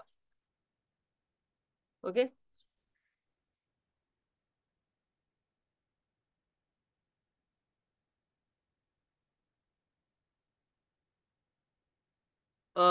ఇంకో యూజెస్ అని ఉన్నాయి కదా, అందులో 2 పాయింట్లు చెప్పాను, ఇంకో పాయింట్ యాడ్ చేసుకోండి. సారూప్య హోమియో ఔషధం వాడిన పిదప చక్కని ఉపశమనం కలిగిన తర్వాత కూడా కొన్ని చిల్లర మల్లర వేదనలు, కాలు నొప్పి, తలనొప్పిని, విరేచన బద్ధకం మొదలైనవి అవి చిన్నవి ఇబ్బంది పెడుతున్నప్పుడు ద్వాదశ లవణాలతో రోగికి అవసరమైతే చికిత్సను అందించవచ్చును. కాన్స్టిట్యూషనల్ ట్రీట్మెంట్ ఇచ్చుంటాం, ఇచ్చిన తర్వాత చాలా మటుకు తగ్గిపోయింది, వాళ్ళకి తగ్గిపోయింది కూడా. అయిన తర్వాత ఏమైంది? నిన్న బజ్జీలు తినొచ్చినాడు, బాగా నొప్పి వస్తుంది, విపరీతంగా ఉంది, అప్పుడు ఏం చేయాలా? అప్పుడు ఎంపీ ఎన్పి అటువంటి మందులు చూసుకొని ఇస్తే చాలా చక్కని ఉపశమనాన్ని ఇవ్వచ్చు. గుర్తుపెట్టుకో. అనుబంధంగా అప్పుడు మెయిన్ డ్రగ్ డిస్టర్బ్ చేయకుండా ఉంటుంది, వాడికి సత్వర ఉపశమనాన్ని ఇచ్చినట్టు అవుద్ది. అందుకని ఇలాంటివి గమనించుకొని ఇవ్వాలి. అయిన తర్వాత సార్ మీరు మనం సపోజ్ ఎగ్జాంపుల్ మెగ్నీషియా ఫాస్ఫేట్ ఇచ్చాము, అన్నీ తగ్గినాయి, కానీ ఏదో చిన్నది ఏదో అట్లా ఉందంటాడు, అప్పుడు కావాలంటే బయోకెమిక్స్ ఇవ్వచ్చు. ఓకే, అలాంటి వాటిలో కూడా బయోకెమిక్స్ ఇవ్వచ్చు. మూడు యూజెస్ చెప్పా బయోకెమిక్స్ మీకు, ఎప్పుడు వాడాలనేది, ఎప్పుడు వాడకూడదు కూడా మీకు చెప్పా. ఇప్పుడు ఒక్కొక్కటి అయిన తర్వాత ఇవి రిపిటేషన్ ఎట్లా చేయొచ్చు అంటే, డైలీ అవసరాన్ని బట్టి రోజు 4-5 సార్లు కూడా రిపీట్ చేయొచ్చు. సివియారిటీ ఎక్కువ, తీవ్రత రాసుకోండి. పొటెన్సీస్ ఏముంటాయి, ఒకటేమో యూజెస్ చెప్పా, రెండోదేమో వేర్ నాట్ టు యూజ్ చెప్పా, నెక్స్ట్ మూడోది పొటెన్సీస్, ఏ పొటెన్సీస్ ఎక్కువ మటుకు యూజ్ అవుతాయి. ఒకటి జనరల్గా వాడేది 3x, విరివిగా వాడేది 6x,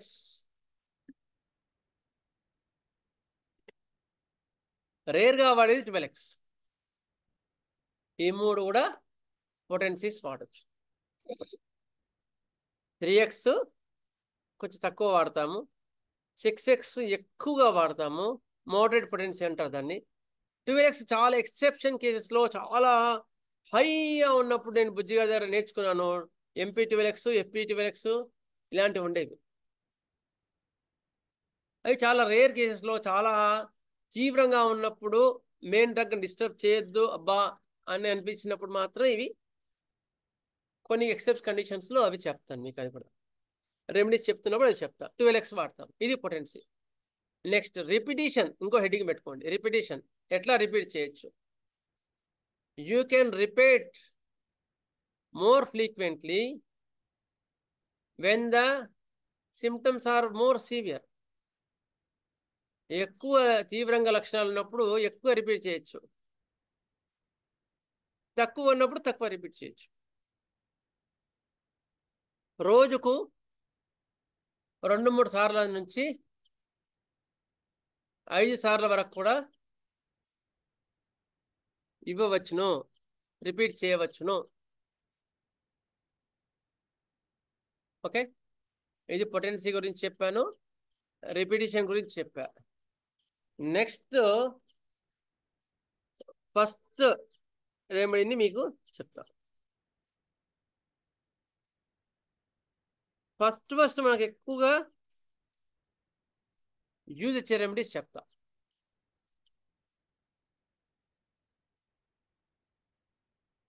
ఫస్ట్ FP6X. మొత్తం 12 పేర్లు చెప్పినా ఫస్ట్ 12 పేర్లు రాసుకోండి. కొత్తగా వచ్చిన వాళ్ళు 12 పేర్లు రాసుకోండి. ద్వాదశ లవణాల్లో 12 పేర్లు చెప్తాను, రాసుకోండి. FP6X. FP6X ఫుల్ ఫామ్ ఏంటి అంటే ఫెర్రం ఫాస్ 6X. Ferrum ఫాస్ 6X. రెండోది MP6X, మెగ్నీషియా ఫాస్ 6X. మూడోది KP6X, కాలిఫాస్ 6X. నాలుగవది CP6X, కాల్కేరియా ఫాస్ 6X. ఐదవది NP6X, నాట్రమ్ ఫాస్ 6X. ఆరవది CS6X, కాల్కేరియా సల్ఫ్ 6X. ఏడవది CF6X, calcarea floor 6X. Next ఎనిమిదవది KS6X, కాలి సల్ఫ్ 6X. తొమ్మిదవది KM6X, కాలిమోర్ 6X. పదవది natrum mur 6X, NM6X, natrum mur 6X. 11వది NS6X, natrum sulph 6x, 12వది silicea 6x, SIL 6x, silicea 6x. ఇవి ద్వాదశ లవణాల్లో మనకి ఎక్కువగా అవసరం ఉండే చికిత్స ద్వాదశ లవణాలు. ఇది నెక్స్ట్ మనకు ఫెర్రంఫా 6xతో స్టార్ట్ చేస్తాం.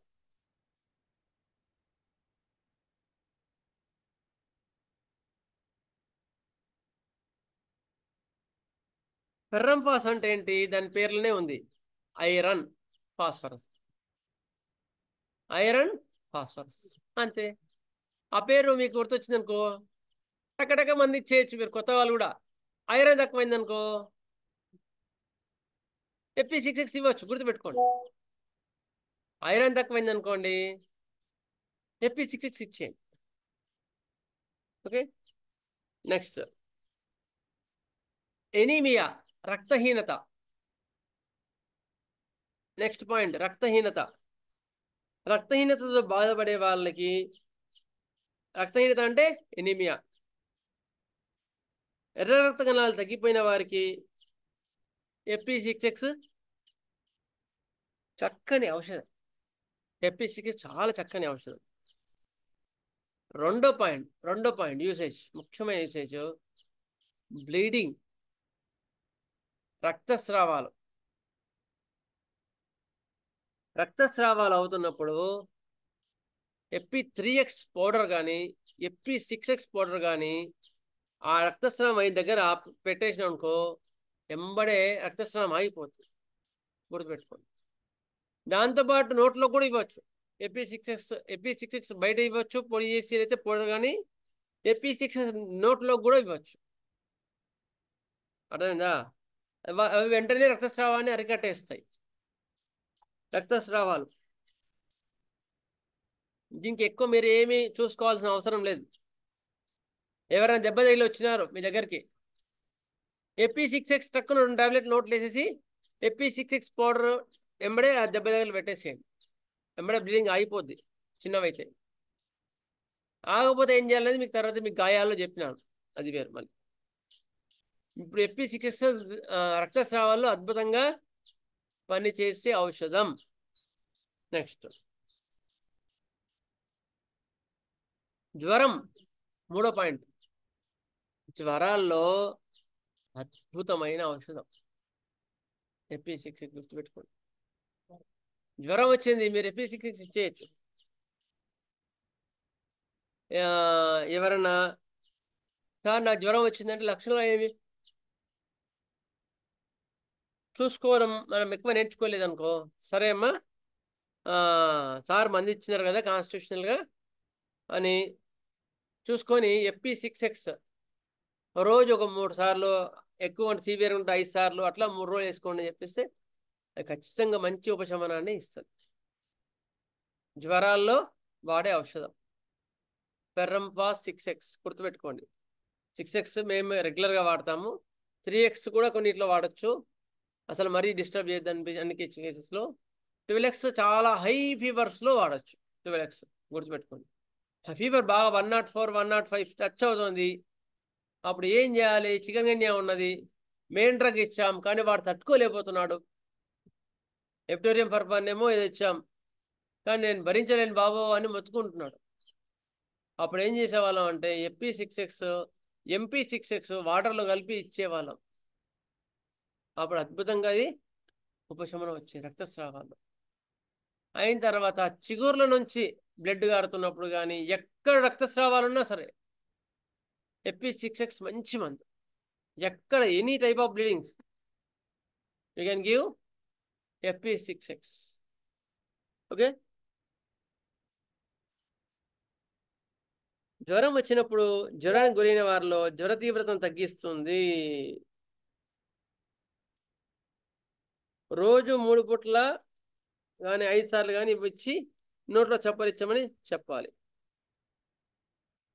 ఇది ఒకవేళ జ్వర తీవ్రత మరీ ఎక్కువ ఉంటే FP6X కానీ 12X కానీ ఒక గ్లాసు గోరువెచ్చని నీళ్ళలో ఒక 10 టాబ్లెట్లు, 10 మాత్రలు FP6X టాబ్లెట్స్ ఇచ్చేసి ప్రతి గంటకు ఒకసారి, 2 గంటలకు ఒకసారి 2 చెంచాలు నీళ్ళు తాపొచ్చు. ఇది కూడా అద్భుతమైన ప్రక్రియ, చాలా ఫాస్ట్ రిజల్ట్స్ వస్తాయి. కొత్తగా నేర్చుకునే వాళ్ళు గమనించి ఇది మీరు ఇచ్చేయచ్చండి, ఇవి ఏం పర్వాలేదు. Fe6X వాటర్లు కలిపేసి ఇవన్నీ తెప్పించి పెట్టుకోండి. ఇవాళే బయోకెమిక్స్ అన్ని తెప్పించి పెట్టుకొని మీరు సెల్ఫ్గా మందులు ఇవ్వడం స్టార్ట్ చేయండి. అసలు మన దగ్గర హోమియోపతి మందులు ఏం వాడరు అనుకో, వాళ్ళకి ఖచ్చితంగా సేఫ్గా ఇచ్చేయచ్చు. ఇంకా మీరేం భయపడాల్సిన అక్కర్లేదు. మీ అపార్ట్మెంట్స్లో కానీ ఎవరికైనా సరే ఒక ఫస్ట్ ఎయిడ్ డాక్టర్గా మీరు చాలా బాగా పనిచేస్తారు ఈ బయోకెమిక్స్ బాగా నేర్చుకుంటే.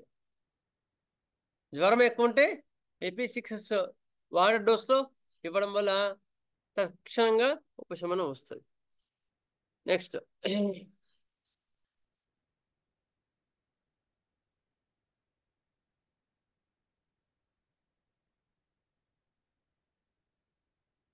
జ్వరంతో పాటు జలుబు, దగ్గులు, తుమ్ములు, ఒళ్ళు నొప్పులు ఉన్నప్పుడు Fe6X చాలా అద్భుతంగా పనిచేయను. జ్వరంతో పాటు ఒళ్ళు నొప్పి ఒక నిమిషం లైన్.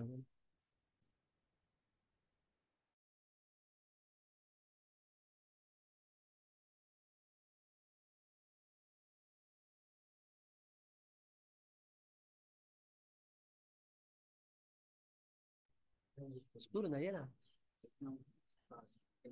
సార్ మెదడు వాపు వ్యాధులు, టైఫాయిడ్, అలాంటి జ్వరాలలో ఒళ్ళు నొప్పులు, జ్వరము, జలుబు, తుమ్ములు అన్నప్పుడు Fe6X కూడా అద్భుతంగా పనిచేస్తుంది. నెక్స్ట్ 4వ పాయింట్, నోటి పొక్కులలో, నోట్లో పొక్కులు వస్తాయి, వేడి ఎక్కువై నోటి పొక్కులు, దాన్ని యాప్తే అంటారు ఇంగ్లీష్లో. యాప్తే లేదా నోటి పొక్కుల్లో అక్కడక్కడ నోరంతా పగిలి ఎర్రగా ఉన్నప్పుడు Fe6X రోజు 3 నుంచి 5 సార్లు ఇస్తే అద్భుతంగా తగ్గిస్తే గుర్తుపెట్టుకోండి. నోటి పొక్కుల్లో యాప్తే ఆఫ్ మౌత్, నోటి పొక్కుల్లో ఇది ఇచ్చేయచ్చు. లేదా మోషన్లో నిన్న చికెన్ ఏదో తిన్నాడు, మోషన్లో బ్లడ్ పోతుంది, పైల్స్ కానీ బ్లీడింగ్ పైల్స్లో బ్లడ్ కారుతా ఉంది అంటే Fe6X ఇస్తే ఎంబడే బ్లడ్ ఆగిపోతుంది. పైల్స్లో కూడా చాలా అద్భుతంగా పనిచేస్తుంది. నెక్స్ట్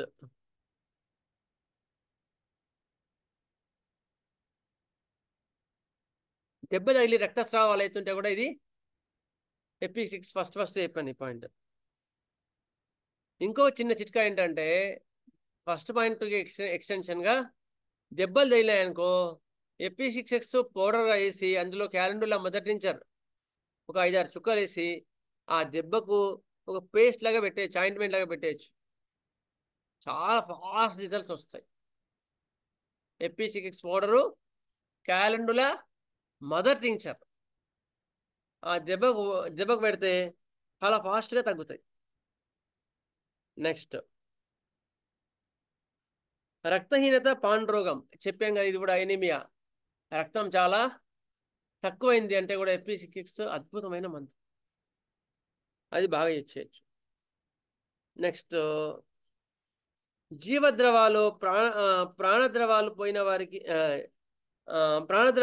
వారికి Fe6X రోజుకు 2 మోతాదులు కూడా ఇవ్వచ్చు. జీవద్రవాలు పోతాయి. ఇప్పుడు మెన్సెస్ బ్లీడింగ్ హెవీ ఏంటది, బాగా వీక్ అయిపోయి ఉంటారు, వాళ్ళకు కూడా Fe6X ఇవ్వచ్చు. ఋతు సంబంధించిన అధిక రక్తస్రావాల్లో ఎక్కువ స్రావాలు జరుగుతున్నాయంటే అప్పుడు కూడా మీరు మెన్సెస్కి Fe6X చాలా అద్భుతంగా పనిచేస్తాయి, గుర్తుపెట్టుకోండి. మీరేం లక్షణాలు చూసుకోవాల్సిన అవసరం లేదు. బ్లీడింగ్ హెవీ అవుతుందని అంటే Fe6X 2 అవర్స్కి ఒకసారి 2 టాబ్లెట్లు, మరీ ఎక్కువ ఇబ్బంది అనిపిస్తే Fe6 టాబ్లెట్ 10 టాబ్లెట్లు వాటర్ కలిపేసి మధ్య మధ్యలో ఇచ్చేయచ్చండి. ఇవన్నీ కూడా కొత్తగా నేర్చుకున్న వాళ్ళు మీరు వైద్యం స్టార్ట్ చేయండి ఇవాళతో పాటే ద్వాదశ చికిత్స స్టార్ట్ చేయండి. It is the first side of the homeopathy, first step of homeopathy. Next జీవద్రవాలు కానీ ఎక్కువగా అటువంటి లాస్ అయినప్పుడు వచ్చే వీక్నెస్లో కానీ ఇది Fe6X అద్భుతంగా పనిచేస్తుంది.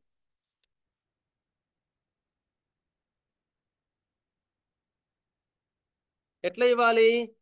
రోజుకు 3 నుంచి 5 సార్లు వరకు ఇవ్వచ్చు. మరీ తీవ్రత ఎక్కువ ఉంటే గ్లాస్ గోరెచ్చని నీళ్ళలో ఒక 10 టాబ్లెట్ FP66 ఇచ్చేసి ఇది మధ్య మధ్య తాగమని చెప్పాలి. నెక్స్ట్, ఎర్రగా ఉండి ఎక్యూట్ ఇన్ఫ్లమేషన్స్ అంటారు వాటిని. అప్పుడే దెబ్బ తగిలి కానీ లేకపోతే ఏదైనా కందిపోయి కానీ ఎర్రగా ఉంది అంటే we can give ferrum ఫాస్ 6x. ఇది ఏ రకమైన సరే ఎర్రగా అయింది అంటే అక్కడ FP66 మీరు ఇచ్చేయచ్చు, సేఫ్గా ఇచ్చేయచ్చు. ఏది బ్లీడింగ్లో కానీ లేకపోతే కండు ఎర్రగా అయినాయి FP66 ఇచ్చేయచ్చు. మీరేమని రాసుకుంటారంటే అమత్వక్కులు లేదా మ్యూకస్ మెంబ్రెన్స్ ఎర్రబడినప్పుడు FP66 ఇవ్వవచ్చు, ఎర్రగా ఉన్నప్పుడు ఇచ్చేయచ్చు. నెక్స్ట్,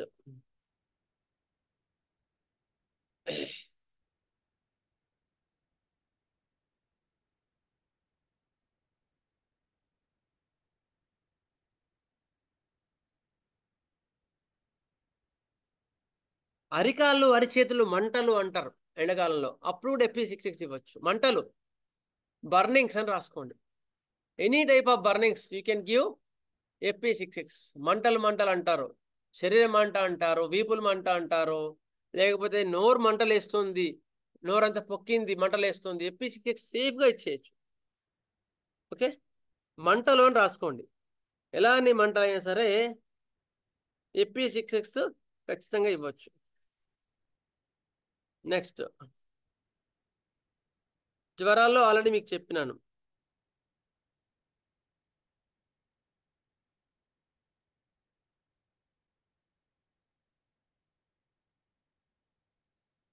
బలం లేక విపరీతమైన నీరసం నిస్త్రాణం ఉన్నప్పుడు కూడా FP66 బాగా పనిచేస్తుంది.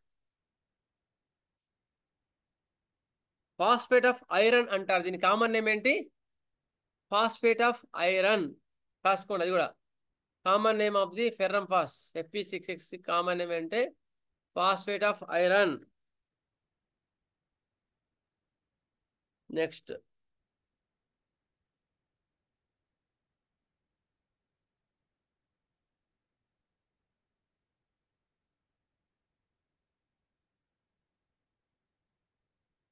Any type of acute inflammations, you can give pregnant ladies also. Safely ఇవ్వచ్చు. ప్రెగ్నెంట్ లేడీస్లో ఇది కాంబినేషన్స్ కూడా మీకు చెప్తాను. ప్రెగ్నెన్సీ లేడీస్లో ఏవి ఇవ్వాలని కూడా మీకు చాలా క్లియర్గా చెప్తాను. ప్రెగ్నెన్సీ లేడీస్లో అంటే ఇప్పుడు ఒక పాయింట్ చెప్తాను, మీరు అడిగారు కనుక. ప్రెగ్నెంట్ లేడీలో FP66తో పాటు CP66 కూడా ఇవ్వడం చాలా అద్భుతంగా పనిచేస్తుంది. అది ఒక కాంబినేషన్ అనమాట. FP66, CF66, CP66, KP66 కూడా నీరసం ఉంటాయి. ఇది మంచి combination.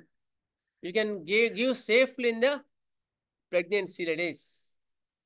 FP, KP, CP, CF ఇది చాలా అద్భుతంగా పనిచేస్తుంది.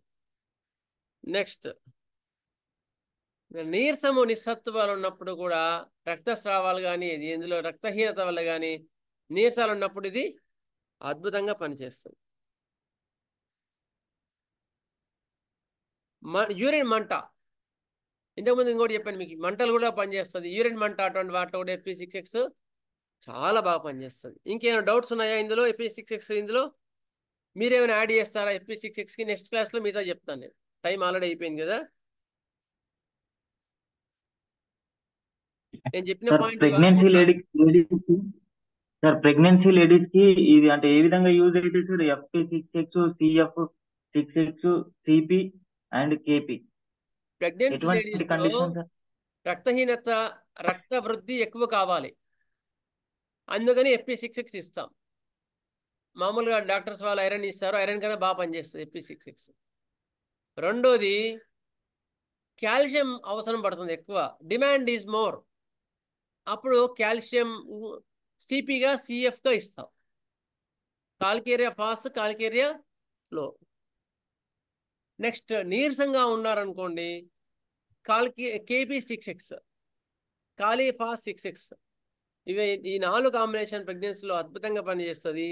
నేను మాత్రం అప్పుడు స్టార్టింగ్లో ఎక్కువగా నేను నేర్చుకున్న కొత్తల్లో నాకు ఇది కాన్స్టిట్యూషన్లో ఇచ్చానా లేదా డౌట్ వచ్చినప్పుడు కానీ ప్రెగ్నెన్సీ లేడీలో 5-FAS ప్లస్ CF ఇచ్చేవారు. 5-FAS సిరప్ అని దొరుకుతుంది మీకు. 5-FAS బాగా పనిచేస్తుంది సార్. 5-FAS ప్లస్ 5-FAS బాగా పనిచేస్తుంది బ్యాక్ పెయిన్ వాటికి. ఎక్సలెంట్. 5-FAS ప్లస్ CF ఇచ్చేవాడిని. అది ఇస్తే వీటికి లక్షణాలు ఏం ఎక్కువ చూసుకోక్కర్లే. 5-FAS ప్లస్ CF 6-6 ఇవ్వండి. ప్రెగ్నెంట్ లేడీస్లో చాలా బాగా పనిచేస్తుంది. వాళ్ళకి అసలు వీక్నెస్ ఏ ఉండదు. ఓకే, ఇది FP6Xలో ఇంకేమైనా మిస్ అయినా ఉంటే యాడ్ చేస్తానంటే చేయండి. నెక్స్ట్ క్లాస్లో మీకు మిగతావి కూడా చెప్తాను. మీకు ఇంకా జూనియర్స్కి మీకు ఇంకేమైనా విధానంలో కావాలంటే కూడా చెప్తాను. ఇవాళ మీకు ఏం చెప్పాను అంటే అంతవరకు ద్వాదశలవన చికిత్స డెసిమల్ స్కేల్ సెంటిసిమల్ స్కేల్ చెప్పాను. అయిన తర్వాత ఎక్కడ వాడాలి ఎక్కడ వాడకూడదు చెప్పాను. పొటెన్సీ చెప్పాను, రెప్యుటేషన్ చెప్పాను, FP6X గురించి చెప్పాను. ఇంకేమైనా మీకు కావాలా? డాక్టర్ గారు సార్ చెప్పండి. హిమోఫిలియా కేసులో వాడొచ్చండి FP6X? హీమోఫీలియా కేసెస్లో FP6X వాడచ్చు, కొంతవరకు వాడచ్చు. బట్ అది జెనెటిక్ డిసీజ్. యాక్చువల్గా జెనెటిక్ డిసార్డర్ కనుక మీరు జాగ్రత్తగా చూసుకొని కాన్స్టిట్యూషనల్ రెమెడీ ఇచ్చిన తర్వాత కూడా దాంతో పరిపూర్ణంగా FP6X ఇవ్వచ్చు హీమోఫీలియా కేసెస్లో. అదే మామూలుగా ఫాస్ఫరస్ 30 కానీ 200 కానీ ఇచ్చిన తర్వాత ఇప్పుడు మీరు చెప్పారు కదా FP6X క్యాలెండర్లో కలిపి మొదటి నుంచి కలిపి పైపోతగా అప్లై చేయొచ్చు. అప్పుడు చేయొచ్చు, పైపోతగా చేయొచ్చు. లోపలికి మాత్రం ఎక్స్టర్నల్ అప్లై చేయాలి. అదే ఎక్స్టర్నల్ చెప్తారు వాళ్ళు కూడా. ఓకే, నెక్స్ట్ ఇంకేమైనా డౌట్ ఉందా? దెబ్బలు తగిలిన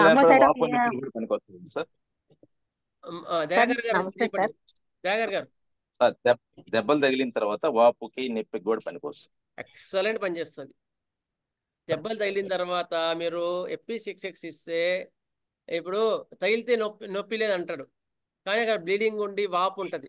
డైలీ FP6X ఇచ్చారనుకోండి, ఒక 1 వీక్లో తగ్గాల్సింది 2 డేస్లో తగ్గిపోతుంది. అంత బాగా పనిచేస్తుంది. నెక్స్ట్ మేడం గారు అంజని గారు. నమస్తే సార్.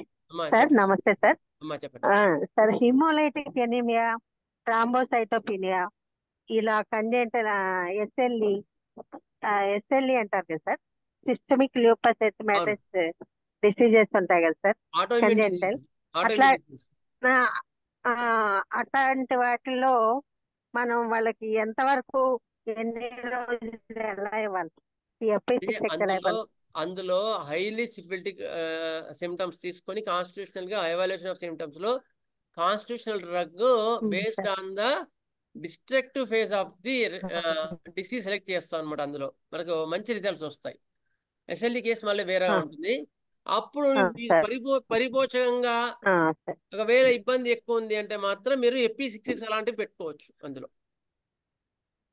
సార్ అంజని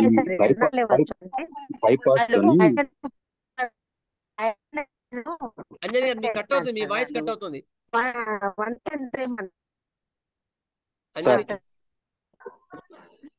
సార్ ఒక క్వశ్చన్ అండి.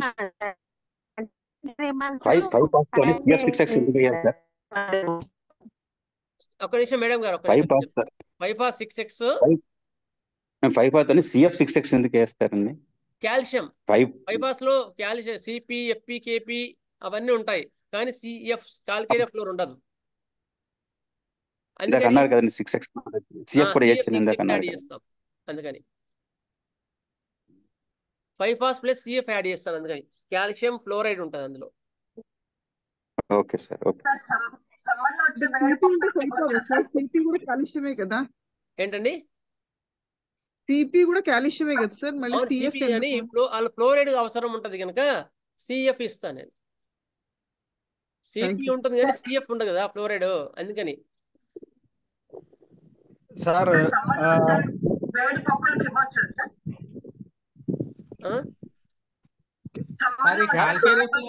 ఝాన్సీ గారు అయిన తర్వాత ఒకరు చెప్పండి, చెప్తాను. ఝాన్సీ గారు అడగండి, అన్మ్యూట్ చేసుకోండి, నాకు అర్థం అవుతుంది ఎవరండి.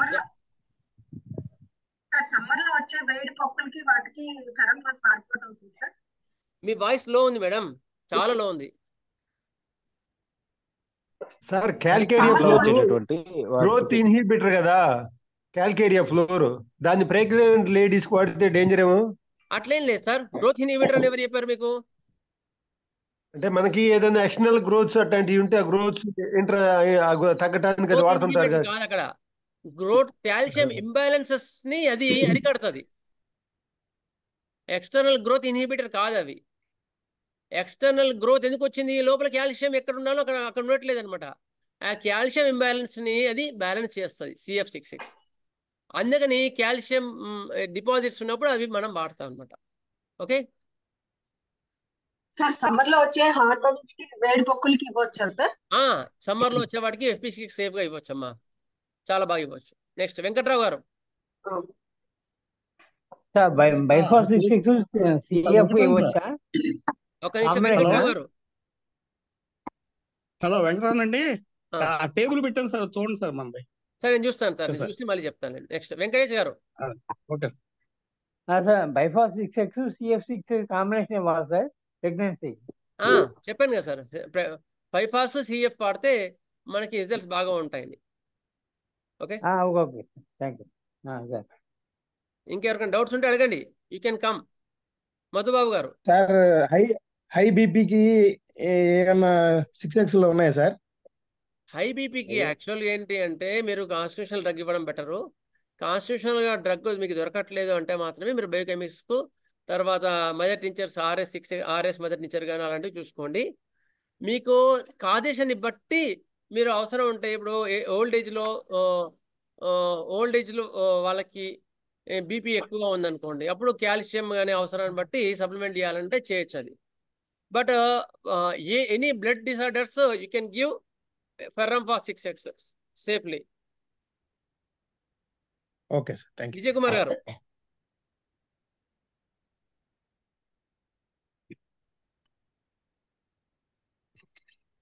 Okay clear. ఓకే, ఇప్పటికీ మనకి అర్థమైంది అనుకుంటున్నాను. మళ్ళీ ఒకసారి విజ్ఞప్తి చేస్తున్నాను, మీ యొక్క ఇంకా ఎవరైనా శ్రీశైలం క్లాసెస్ రాదలుచుకుంటే ఏమంటారు, ఫైనల్గా నాకు ఒకసారి చెప్తే ఎవరైనా నేర్చుకునే వాళ్ళు ఉంటే ఖచ్చితంగా, ఎందుకంటే హోమియోపతి బేసిక్స్గా వాళ్ళకి నేర్పుతాం. జూనియర్స్కి సపరేట్గా ఇంజురీస్, బైట్స్, బర్న్స్కి ఆన్లైన్లో నేర్పడానికి చాలా సులభంగా ఉంటుంది. కనుక మీరు చాలా సులభమైన పద్ధతిలో నేర్చుకోవడానికి కూడా నేను చెప్తాను అనమాట ఈసారి. అందుకని ఇంకా ఎవరైనా ఇంట్రెస్ట్ ఉన్న వాళ్ళు ఉంటే మీకు ఈసారి మీ పాంప్లెంట్ పెడతాను. ఇంకా ఎవరైనా వచ్చే వాళ్ళు ఉంటే పేరు ఇవ్వగలరు. ఒకటి ఓకే. ఇంకొకటి, జూనియర్స్ ఎవరైనా ఉన్నారో వాళ్ళు గ్రూప్లో పెట్టండి మీ డీటెయిల్స్, అవి కూడా మీకు మన క్లాస్లో చెప్పుకోవడానికి హెల్ప్ చేస్తాయి.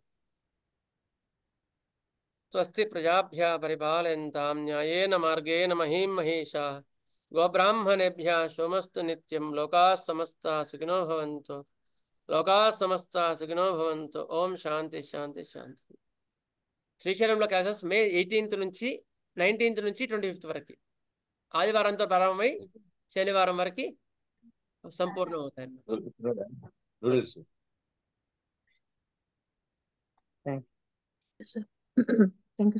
వెల్కమ్ సార్, నమస్తే.